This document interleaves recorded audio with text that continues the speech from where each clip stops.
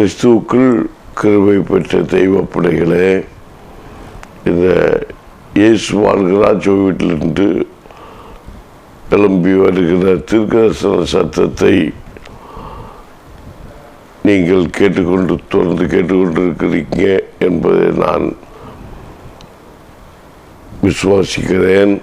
அந்த வார்த்தையை கேட்டு நீங்கள் மிகவும் பலன் பெற்றிருப்பீங்க. அவருடைய வாழ்க்கையில் வளர்ச்சிக்கு மிகுந்த நல்ல ஒரு மகிமையான நேரமாக இருக்கும் என்று நான் விசுவாசிக்கிறேன். இந்த நிகழ்ச்சிக்கு நீங்கள் ஒரு அரை மணி நேரத்தை ஒதுக்கி கொடுத்து தொடர்ந்து இந்த நிகழ்ச்சியை நீங்கள் பாருங்கள். உங்களுக்கு கர்த்தர் பெரிய விடுதலை தருவார் என்பது சந்தேகமே இல்லை. பொறுமையோடு தொடர்ந்து கேட்கணும்.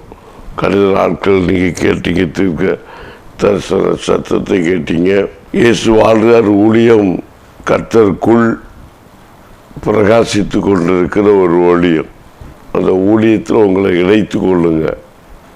பங்காளர்களாக அதுக்குரிய காரியங்களுக்குள்ளே நீங்கள் இணைத்து கொள்ளுங்கள்.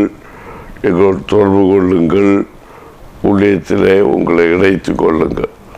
நீங்கள் மகிமையாக கிருபை பெற்ற உண்மையிலே ஆவிக்குரிய தேவனுடைய ராஜ்யத்துக்குரிய ஒரு கிருபை பெற்ற பிள்ளைகளாக வளர்வதற்கு அது உங்களுக்கு துணை செய்யும் என்று நான் விசுவாசிக்கிறேன்.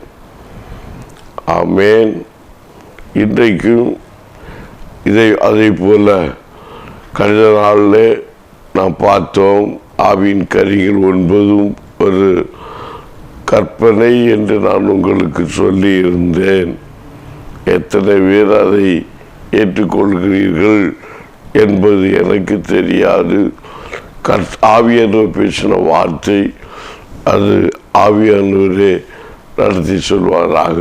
இந்த 9 கனியும் 9 பரலோகராஜ்யத்துடைய திறவுகோலாக இருக்கிறது. இந்த ஆவியின் கனிகள் 9 ஆமேன். ஒரு மனுஷன் கை கொண்டு நடப்பானால் அவருடைய வாழ்க்கையில் பரலோகராஜ்யத்துடைய பாத்திரம் அவன் அசைக்கப்படுவதில்லை என்று வேதம் தெளிவாய் சொல்கிறது. அதை நாம் பார்த்தோம். அதன்படி இன்றைக்கு அது கனியாக இருக்கிற அன்பு, சந்தோஷம், சமாதானம், 4வது கனியாகி நீடிய பொறுமை குறித்து நான் உங்களுக்கு சொல்ல போகிறேன். கர்த்தர் அதை கேட்கும்படிக்கு உங்களுடைய இதயங்களை திறந்து கொடுக்கும்படி கர்த்தர் கிரியை செய்வாராக. நீங்கள் சோர்ந்து போகக்கூடாது. வார்த்தையில் ஒருவேளை தெளிச்சல் இல்லாதபடிக்கு வார்த்தைகள் கடந்து வந்தாலும் தொடர்ந்து நீங்கள் கேட்டுக்கொண்டு இருக்கும்போது கர்த்தர் மகிமையாக கர்த்தர் கிரியை செய்வாராக. எப்போதுமே நாங்கள் பேசிக்கொண்டு இருக்கிறதுனால தோட்ட பகுதியில் கொஞ்சம் குரல் வளையம் கொஞ்சம் கடினமாகவும் இருக்கும். மீண்டும் சில விளைவிடத்து நிமித்தமும் வார்த்தைகள் குளறி வருவதற்கு சான்ஸ் இருக்கிறது. ஆகவே நீங்கள் தயவு செய்து இந்த வார்த்தைகள் தெளிவாக கவனித்து கேளுங்கள். இந்த வார்த்தை உங்களை பரலோகராஜ்யத்துக்கு கொண்டு போகும், சந்தேகமே இல்லை. ஆமேன். சந்தோஷமாக கேளுங்க. ஆவியானவர் சந்தோஷமாக உங்களை நடத்தும்படி கருத்தை கிரியை செய்வாராக. நீங்கள் எல்லாம் எதிர்பார்த்து டிவியில் இருப்பீங்க, நிகழ்ச்சியை பார்ப்பீங்கன்னா ஏதாவது இந்த பாஸ்டர் எங்களுக்கு ஆர்டர்ன வார்த்தையை சொல்லுவாரா, எங்களுக்கு தேவையான வார்த்தை வருமா, இல்லை இந்த ஜபத்தில் பங்கு கொண்டு இருக்கும்போது ஏதாவது ஒரு வெளிப்பாடான வார்த்தைகள் எங்களுக்கு கிடைக்குமா? இப்படி தான் நாம் ஒவ்வொருவரும் நம்முடைய வாழ்க்கையில் இந்த செய்தியை கேட்பதற்கு வருவோம். ஆமேன். ஆர்டர் கிடைக்குமா என்று சொல்லி நிச்சயமாகவே உங்களுக்கு ஆதரவளிக்கிற வார்த்தையாக தான் இருக்கும் என்று ஆவியின் கனி நமக்கு 4வது வார்த்தையாக இருக்கிற நீடிய பொறுமை நமக்கு சொல்லப்பட்டிருக்கிறது. இந்த கனிகளை குறித்து நாம் பார்த்து நீடிய பொறுமைக்கு நேராக போகிறோம். வேதவசனம் என்ன சொல்கிறது? வாசித்து பாருங்கள்.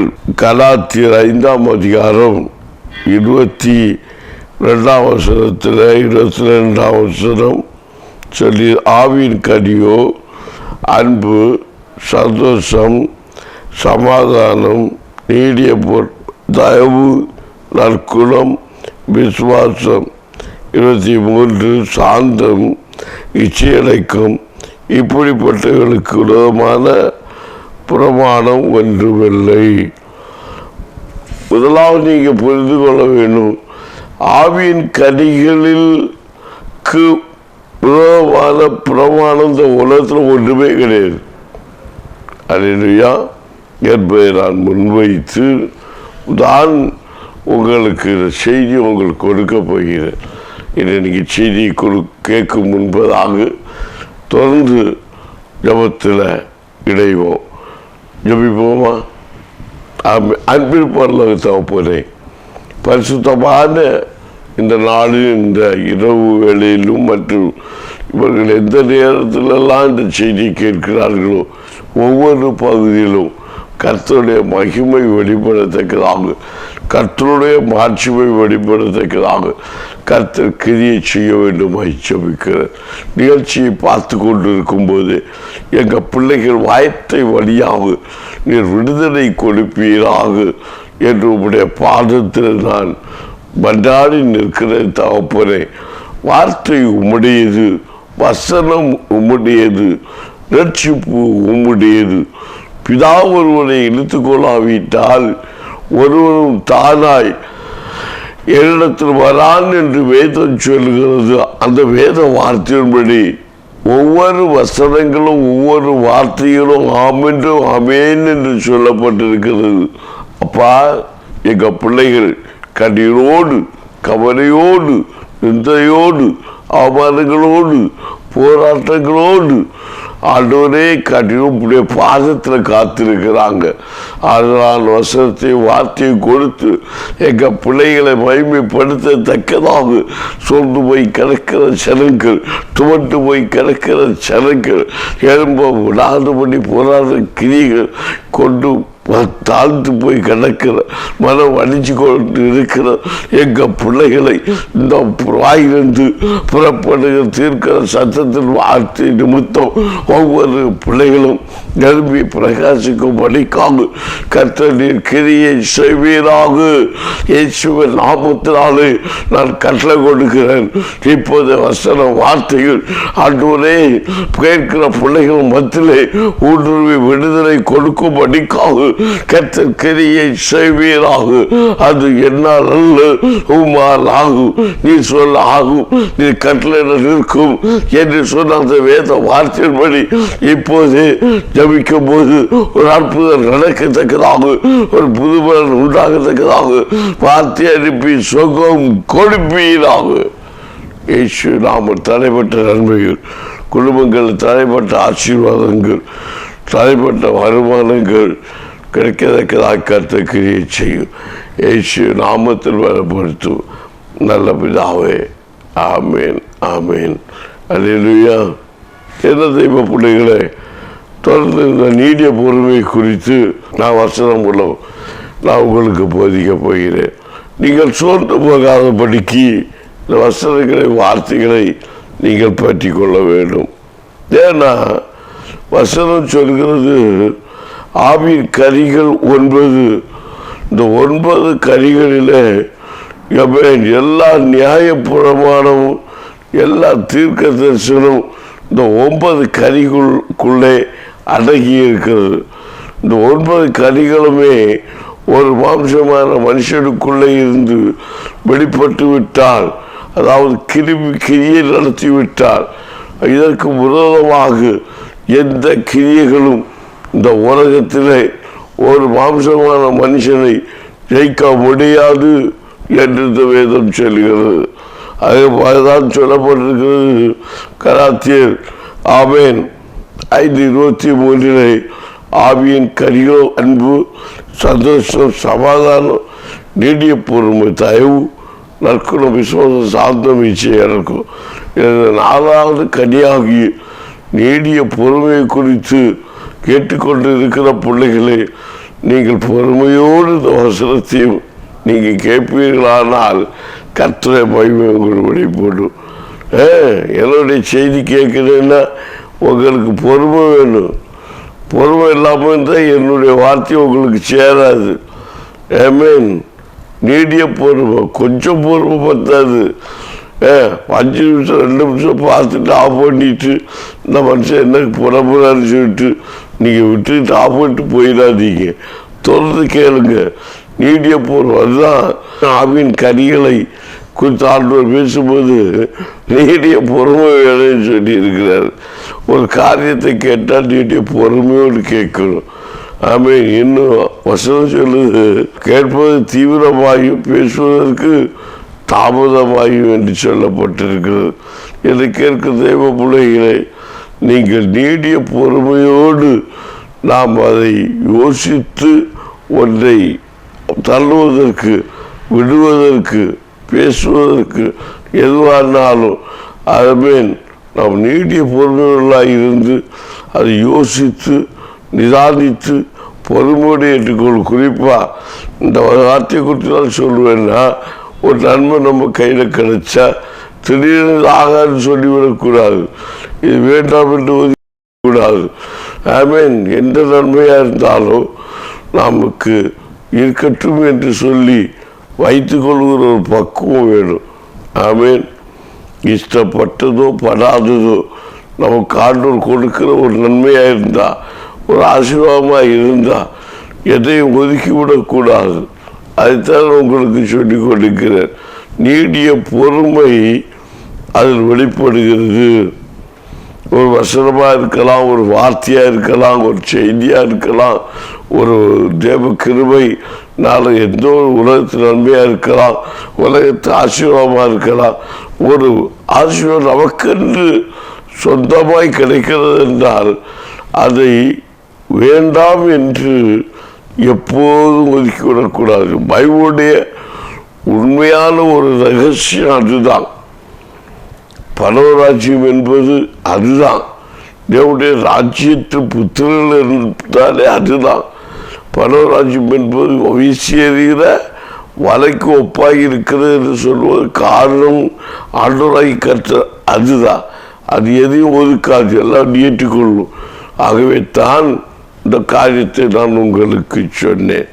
தேவப்படையில் எதுவும் எந்த வார்த்தையும் எந்த வசனங்களையும் இந்த வசனம் நமக்கு இல்லை என்று ஒதுக்கக்கூடாது. அந்த வசனத்தில் என்ன இருக்கிறது என்று நமக்கு நேராய் வரும்போது ஏற்றுக்கொள்ளணும். ஆமென். ஒரு வசனம், ஒரு வார்த்தை, ஒரு தீர்க்கதரிசனோட வெளிப்பாடு இல்லை நடக்க போகிறதா இருக்கும், இல்லை நடந்து கொண்டு இருக்கிறதா இருக்கும், ஆமாம், இல்லை நடந்து முடிஞ்சதாக இருக்கும். எதுவும் பாவி என்று பேசிக்கொண்டு இருக்கிறார். இவர் சபையில் நான் பிரசவம் பண்ண தொடங்கிட்டா எல்லாம் தீர்க்கதரிசன வார்த்தையாக தான் உள்ளுக்கும். எல்லா பிள்ளைகளுக்கும் ஒரு பயம் உண்டாகும். ஏன்னா இவர் நம்ம வீட்டில் நடக்கிற காரியத்தை இவர் எப்படி அனுப்பிச்சாரு, இவர்கிட்ட யாரும் சொல்லி கொடுத்துருக்குறாங்க. அநேகர் இப்படி சொல்லியே சபையை விட்டு பிரிஞ்சு போகிறாங்க. இவர் குண்டலி வேலை கேட்குறாரோ அப்படின்னு நினைப்பாங்க. ஒரு தீர்க்கதரிசன ஒரு சத்தம் ஒரு ஊழியக்காரனிடத்திலிருந்து புறப்பட்டு வருகிறது என்றால் அவருக்கு யாரும் சொல்லி கொடுக்க வேண்டிய தேவை கிடையாது. அவர் வாயிலிருந்து பேசுகிற ஒவ்வொரு வார்த்தைகளும் ஆமேன், அது உங்களுக்கு உகந்த வார்த்தைகளாக தான் இருக்கும். ஆமேன், ஆமேன். அது ஒருவேளை அது உங்களுக்குரியதாக இல்லாமல் இருந்தாலும் அந்த கூட்டத்தில் இருக்கிற ஒருவருக்குரியதாக இருக்கும். ஒருவேளை இது நடக்கக்கூடிய உங்கள் வாழ்க்கையில் நடக்கக்கூடிய ஒரு சம்பவத்தை கற்று பேசி கொண்டிருப்பார். இல்லை ஆமேன், ஒரு காரியத்தை பேசி கொண்டிருப்பார். நடந்து முடிஞ்ச, நடக்கக்கூடிய, நடந்து கொண்டிருக்கின்ற, இல்லை நடக்க போகின்ற ஒரு காரியத்தை குறித்து பேசியதாக இருக்கும். அதுதான் தீர்க்கதரிசன சத்தம். அப்போ அதை எல்லாம் நீடிய பொறுமையோடு நமக்கென்று வருகிற எல்லாம் இலவசமாய் வருகிறது, இலவசமாய் பெற்றுக்கொண்டேன் என்று சொன்ன வார்த்தையின்படி எல்லாவற்றையும் பெற்றுக்கொண்டு நாம் அதை கை கொண்டு தியானிக்கிறவர்களாக இருக்கிறோம். இருந்தால் நம்ம மேன்மையை காண முடியும். அதைத்தான் ஆமென். இப்படிப்பட்டவர்களுக்கு விரோதமான பிரமாணம் ஒன்றுமில்லை. ஆமென். அவன் தேவ பிள்ளைகள் நாம் நம்முடைய வாழ்க்கையில் அதுதான் நான் உங்கள் நீடிய பொறுமையை குறித்து சொல்லி கொண்டிருக்கிறேன். நீடிய பொறுமை உள்ளவர்களாக இருந்தால் எல்லாவற்றையும் ஏற்றுக்கொள்ளக்கூடிய ஒரு தன்னம்பிக்கையும் ஒரு கிருபையும் நமக்குள்ளே வந்து கொண்டு இருக்கும். நம்ம எந்த நேரமும் யாருக்கும் எதுக்கும் அடிமைத்தனமாக கற்று விட மாட்டார். நம்ம நீடிய பொறுமை உள்ளவர்களாக இருக்கணும். இன்றைக்கி நம்ம எல்லா இடத்துலையும் நீடிய பொறுமையில் இருப்போம். அது நம்ம தேவனுடைய ஊழியத்தின் வழியில் போனால் மட்டும் நம்ம நீடிய பொறுமை உள்ளாக இருக்க மாட்டோம். புரிஞ்சிங்களா? உண்மைதானே? உங்களுக்கு தெரியுமா? உண்மைதான். சபைக்கு போனால் சபையில் கூட்டத்தில் இருக்கிறதுக்கு ஒரு 3 மணி நேரம் இருக்கிறதுக்கு நமக்கு பொறுமை பற்ற மாட்டேங்குது. செய்தி கொடுக்குற பாஸ்டர் எழுப்பினா செய்தியை 1 மணிக்கு இல்லை 1:30 மணிக்கு அந்த டைமுக்கு மேலே போனால் பற்ற மாட்டேங்குது. நீடிய பொறுமை நம்ம அங்கேயே இழந்துடுறோம். அப்போ பரவாச்சி திறவுகளில் ஒன்று நம்ம வெளியே விட்டுருறோம். ஆமேன். அப்புறம் சமாதானம் இருக்காது. நல்லா பார்த்துருங்க. கஞ்செல்லாம் சமாதானத்தை பார்த்தோம். நீடிய பொறுமை எடுக்கிறதுனால அப்போ எத்தனை கனி அங்கே அது ஒரு கனி பறியனால எத்தனை கனி கூட போகுது தெரியுமா? இது அதே இருக்காது, தெரியறது கிடையாது. ஒன்று ஆமை பொறுமை இழுக்கிறது நிமித்தம் நிறையவே நன்மை இழக்கிறாங்க, நிறைய ஆசீர்வாதத்தை இழக்கிறாங்க. அதுதான் இந்த வேத பகுதி சொல்லுகிறது. நீடிய பொறுமை வேற எங்கே போனாலும் நீடிய பொறுமையாக இருப்பாங்க. ரயில்வே ஸ்டேஷனுக்கு போனால் 1/2 மணிக்கு முன்னாடி போய் காத்து உட்காந்துருப்பாங்க. ஆமாம். கல்யாணம் திருமண வீட்டுக்கு போனால் அங்கே அப்படி உட்காந்துருப்பாங்க. ஆமேன். வண்டி கிடைக்காதுன்ட்டு உட்கார இடம் கிடைக்காதுன்ட்டு மண்ணெண்ணுக்கு வாங்கும்போது ரேஷன் கடைக்கு போனால் காத்திருப்பாங்க. தண்ணி பிடிக்கிறதுக்கு பைப் லைன் முட்டில் போனால் நேரமே போய் காத்திருப்பாங்க. கடைசி நாளெல்லாம் நீங்கள் பார்த்தீங்க. என்ன இந்த கொரோனாவுக்கு ஊசி போட்டாங்களே, ஐயோ எங்கள் ஊரில் உங்கள் ஊர் எப்படி தெரியல, எங்கள் ஊர்லலாம் பார்த்தீங்கன்னா வரிசையில் கல் வச்சு அடிக்க வச்சுருந்தாங்க, செருப்பை எடுத்து வச்சுட்டு இருந்தாங்க, என்னென்னமோ தூக்கி வச்சு அடையாளம் நான் வந்ததுக்காக வச்சு காவல் 4 மணிக்கு எங்கள் ஊரில் வேண்டான பகுதியில் அது கொரோனா இன்ஜெக்ஷன் என்னப்பா இப்படிலாம் இல்லை இதெல்லாம் எடுத்து வச்சுருக்காங்கன்னு கேட்டு ஒரு தம்பி சொன்னாங்க, ஐயா இது போட போகிறாங்களாம், கொரோனா இன்ஜெக்ஷன் போட போகிறாங்களாம். ஓ, அதுக்கு இவ்வளோ கூட்டமா? ஆமேன் என்று சொன்னாங்க. பாருங்க, இதுக்கெல்லாம் நீடிய பொறுமை உள்ளவர்களாக போய் நம் காவலிருந்து பெற்றுக்கொள்கிறோம். ஆனால் இதெல்லாம் உருவாக்கின கர்த்தருடைய வேத வசனத்தை, கர்த்தருடைய வேத வார்த்தையை நீ பொறுமையோடு கேட்பதற்கு ஒரு மனுஷன் இடம் கொடுக்காமல் அவருடைய வாழ்க்கையில் சமாதான இடத்தை இழந்து சந்தோஷத்தை இழந்து இன்றைக்கு அடைந்து கொண்டிருக்கிறான். அப்போ இந்த ஆவின் கனியில ஒன்று நம்ம விட்டு சிரிப்போம். ஆனாலும் என்ன ஆகுது? நம்ம வாழ்க்கையில் குறைபட தொடங்குகிறது. என்னை கேட்கிற தெய்வ பிள்ளைகள், மகிமையாக இந்த வசனத்தை வார்த்தைகளை நீங்கள் ஏற்றுக்கொண்டு இன்றைக்கு ஒப்புக்கொண்டுக்கணும். உங்கள் வாழ்க்கையை இன்னைக்கு கொடுக்க போறீங்க. நீட்டிய பொறுமையோடு கேட்க கர்த்தர் அற்புதம் செய்ய போகிறார். கர்த்தருக்கு விடுதலை தர வல்லவராக இருக்கிறார். அந்த இயேசு வாழ்கிறார். நீங்கள் எங்கள் இயேசுவோட ஜெப வீட்டுக்கு வாங்க, நான் உங்களுக்கு அழைப்பு கொடுக்குறேன். இயேசு வாழ்ற ஜெப வீட்டுக்கு வியாதி இருக்கா? நீங்கள் வாங்க. மற்றொரு வியாதி இருக்குன்னு சொன்னாங்களா? நீங்கள் இயேசு வாழ்ற ஜெப வீட்டுக்கு வாங்க, நான் ஜெபித்து அனுப்புகிறேன். என்னை போன் மூலம் தொடர்பு கொள்ளுங்கள். ஜெயிப்பதற்கு கேட்டு அமேன் பண்ணுங்கள். நேரடியாக வாங்க. ஃபோனில் ஜெபிக்கிறத விட நீங்கள் நேரடியாக வாங்க, உங்கள் அற்புதம் நடக்கும். தேவடைய வாழ்க்கையில் ஃபோனில் ஜெபிச்சா அற்புதம் நடந்திருக்கு. அதனால் நீங்கள் அதோடு விட்டு விடாதபடிக்கு நேரடியாக வந்தீங்கன்னா கர்த்தர் அற்புதம் செய்திருக்கிறார். செய்வார். ஆமென். அப்போ உடைத்து நீங்கள் அறிந்து கொள்ள முடியும். பொருளை அற்புதம் செய்த அநேக சாட்சிகளை நான் உங்களுக்கு சொல்ல முடியும். சென்னை பட்டணத்தில் ஒரு கடிதமுறை ஒரு சகோதரி ஆமென் எங்களுக்கு தொடர்பு கொண்டு என்னோடு ஜெபிப்பதை கேட்டாங்க. ஆண்டவருடைய வசனம் வார்த்தையை அனுப்பி சுகம் கொடுக்கிற கருத்து என்பது வசனத்தை நீங்கள் கேட்டிருக்கிறீங்க. ஆனால் என்னுடைய வாழ்க்கையில் நான் சாட்சி கேட்டிருக்கிறேன். நான் ஜெபிக்கும் போது அற்புதம் நடந்திருக்கு, இழுப்பு வியாதி தீர்ந்திருக்கு, நிறைய சாட்சியை நான் சொல்ல முடியும். அப்போ போரில் ஜெபிச்சா அற்புதம் நடக்கும் அவங்க விசுவாசம்.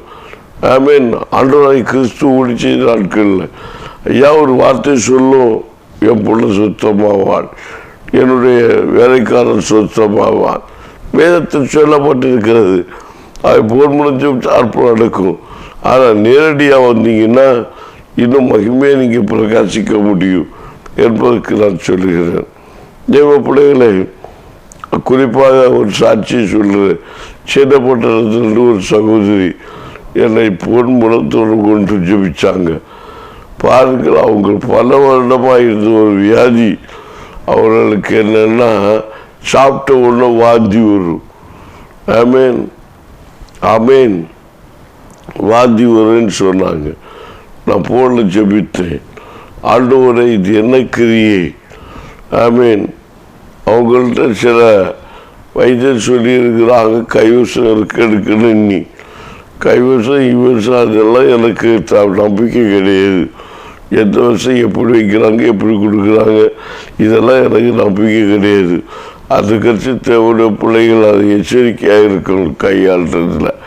அது எனக்கு நம்பிக்கை கிடையாது. தெய்வ பிள்ளை அது போகட்டும்.